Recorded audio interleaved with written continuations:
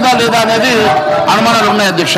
ఎందుకంటే ధరణి పోర్టల్ తీసుకొచ్చి అతిపెద్ద భారతదేశంలోనే అతిపెద్ద కుంభకోణంగా అభివర్ణించినటువంటి ధరణి వల్ల కోట్లాది మంది నష్టపోవడం వల్ల ఈరోజు మరి టీఆర్ఎస్ ప్రభుత్వానికి బుద్ధి చెప్పి టీఆర్ఎస్ ప్రభుత్వాన్ని ఓడించడానికి ప్రధాన కారణమైనటువంటి ధరణి పోర్టల్ వల్ల ఈరోజు వారు మరి ఓడిపోవడం జరిగింది. నేను ఒకటే తెలియజేస్తా ఉన్నా అధ్యక్ష, గతంలో దీంట్లో ఎన్నో కుంభకోణాలు ఉన్నాయని మొన్ననే గౌరవ ఉప ముఖ్యమంత్రి బట్టి విక్రమార్క గారు కూడా చెప్పారు. దాదాపు 2,50,000 కోట్ల రూపాయల కుంభకోణం ఉంది. దీంట్లో టీఆర్ఎస్ నేతలంతా కూడా ఈ కుంభకోణంలో భాగస్వాములు అని చెప్పి బట్టి విక్రమార్క గారు చెప్పారు. మేము ఒకటే అడుగుతా ఉన్నాం, మరి ఇంత పెద్ద కుంభకోణం అని భారతదేశంలోనే అతిపెద్ద కుంభకోణం అని అభివర్ణించినటువంటి ఈ ధరణి పోర్టల్ని మరి ఎందుకు దీని మీద జరిగినటువంటి అవకతవకల మీద మీరు సిబిఐ ఎంక్వైరీకి ఇవ్వడం లేదు? మరి గౌరవ మంత్రి శ్రీనివాసరెడ్డి గారు చెప్పాల్సిన అవసరం ఉన్నది. అంతేకాదు మీరు ఈ భూభారతి చట్టం తీసుకురావడం వల్ల లబ్ధి కన్నా మరి మీరు ఎందుకని చెప్పేసి మరి ల్యాండ్ టైటిలింగ్ యాక్ట్ని మీరు తీసుకురావడం లేదు మరి సభకు తెలియజేయాలి. ఎందుకంటే భారతదేశంలో ఎన్నో రాష్ట్రాలు మరి ల్యాండ్ టైటిలింగ్ యాక్ట్ కోసము కసరత్తు చేస్తున్నటువంటి సమయంలో మీరు ఈరోజు భూభారతి అని చెప్పేసి కొత్త తీసుకొని యాక్ట్ తీసుకొచ్చారు. ఈ భూభారతి కేవలం మరి హారతి కోసమా, భూహారతి కోసమా, నిజంగానే భూభారతి మీరు దేనికోసం తీసుకొస్తా ఉన్నారో మరి తెలియాల్సిన అవసరం ఉన్నది.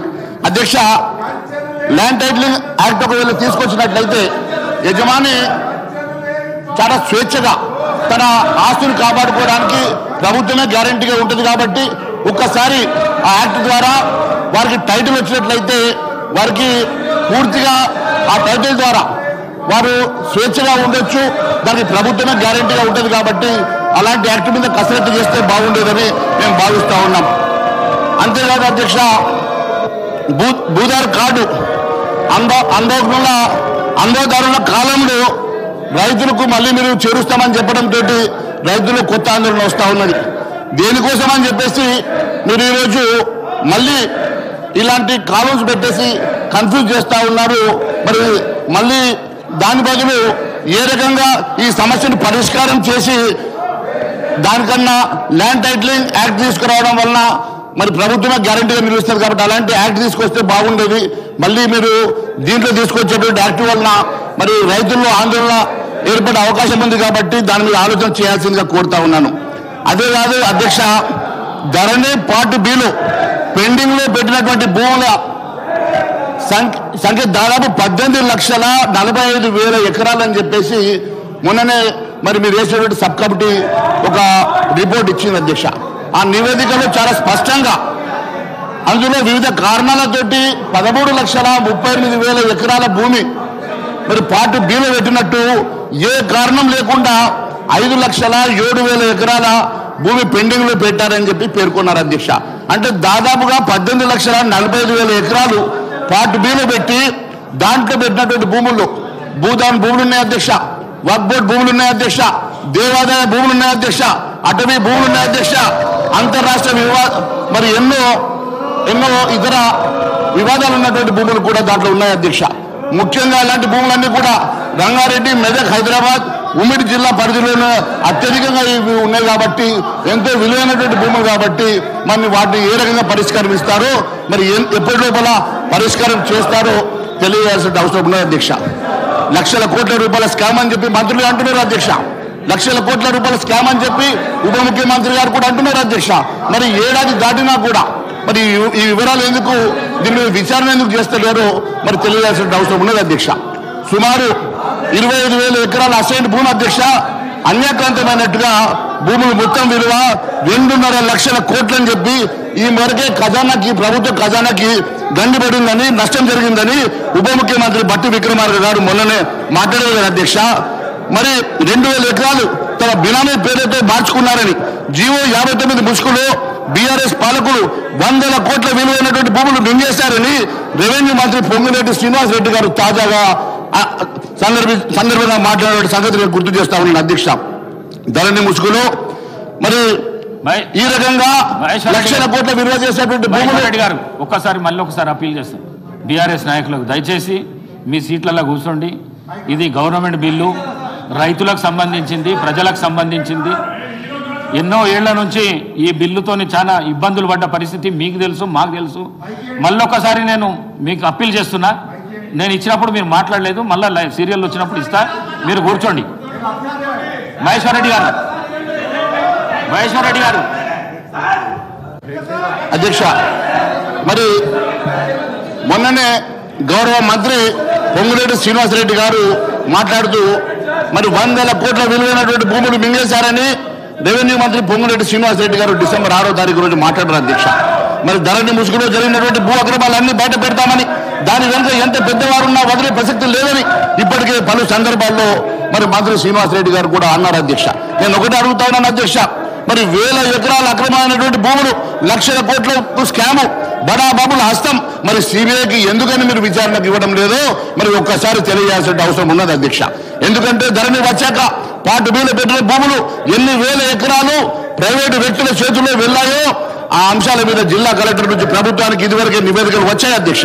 బినామీల పేరుతో పెద్ద ఎత్తున భూములు చేతులు మారినట్లు గుర్తించినప్పటికీ అందుకు బాధ్యులైనటువంటి వ్యక్తులపై చట్టపరమైన చర్యలు తీసుకునేందుకు ప్రభుత్వం ఎందుకని ఉపేక్షిస్తున్నది? మంత్రులు ఆరోపణలు బట్టి చూస్తే ధరణి ముసుగులో జరిగిన అక్రమాలు, భూదందా భారతదేశంలోనే అతిపెద్ద ల్యాండ్ స్కామ్ గా అనిపిస్తా ఉన్నది. మరి ఇంత పెద్ద స్కామ్ పై విచారణ జరిపించకుండా కాంగ్రెస్ సర్కార్ ఎందుకు ఉపేక్షిస్తున్నది? దాని వెనుక మతలం ఏమున్నది? బ్లాక్ మెయిలింగ్ సెటిల్మెంట్లేనా, లేక ఇంకేమన్నా మరి ఉన్నాయా అని చెప్పి అనుమానాలు కూడా ప్రజల్లో తలెత్తుతున్నాయి అధ్యక్ష.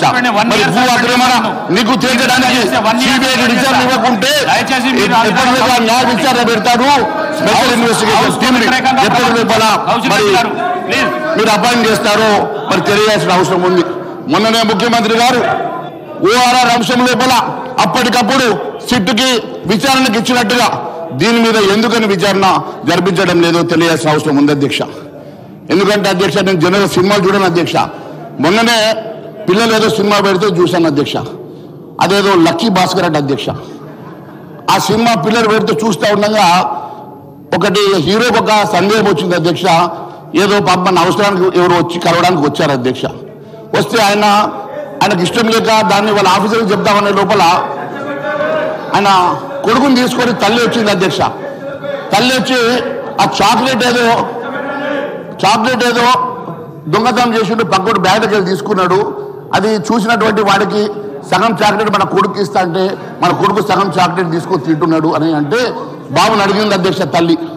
ఎందుకురా మరి అట్లా సగం చాక్లెట్ తీసుకున్నావు? టీచర్ చెప్తాయంటే, టీచర్ చెప్తే నాకేమో వస్తుంది అధ్యక్ష, టీచర్ చెప్తే ఆ చాక్లెట్ మొత్తం మా పిల్లలకు ఇప్పిస్తుంది, అదే మేము ఇద్దరం కాంప్రమైజ్ అయినాం కాబట్టి నాకు సగం చాక్లెట్ వచ్చిందని చెప్పింది అధ్యక్ష. అదే మాదిరిగా మీ ఆలోచన ఏమున్నదో ప్రజలకు చెప్పాల్సిన అవసరం ఉన్నది అధ్యక్ష.